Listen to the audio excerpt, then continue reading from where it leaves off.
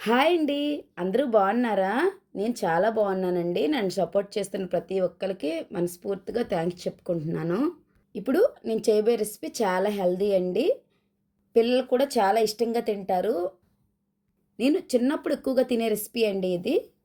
అదేంటో కాదండి, కొబ్బరి చెక్కి. చిన్నప్పుడు చాలామంది డబ్బులిచ్చి ఈ చెక్కీని కొనుక్కుండేవాళ్ళు కాదండి.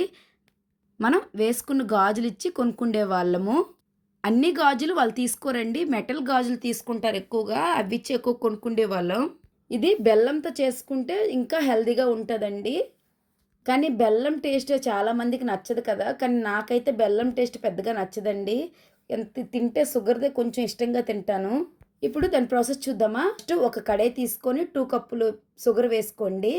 ఆ షుగర్‌లోకి 1 కప్ వాటర్ యాడ్ చేసి కొంచెం గట్టి పాకం వచ్చినంత వరకు పాకం తీయండి. దాంట్లో కొబ్బరి ముక్కలు వేసి ఇంకాస్త పాకాన్ని మరిగించండి. అది కొంచెం దగ్గర పడతది. కొబ్బరి ముక్కకు కూడా పట్టేటట్టు అనిపిస్తది. అప్పుడు అయిపోయాక ఒక ప్లేట్ తీసుకొని ఆ ప్లేట్‌కి కొంచెం నెయ్యి రాయండి. తర్వాత మనం తయారు చేసుకున్న కొబ్బరి చెక్కి తాలూకా మిశ్రమాన్ని ఆ ప్లేట్‌లో వేసి ఫ్యాన్ కింద ఒక హాఫ్ అన్ అవర్ పెట్టుకోండి.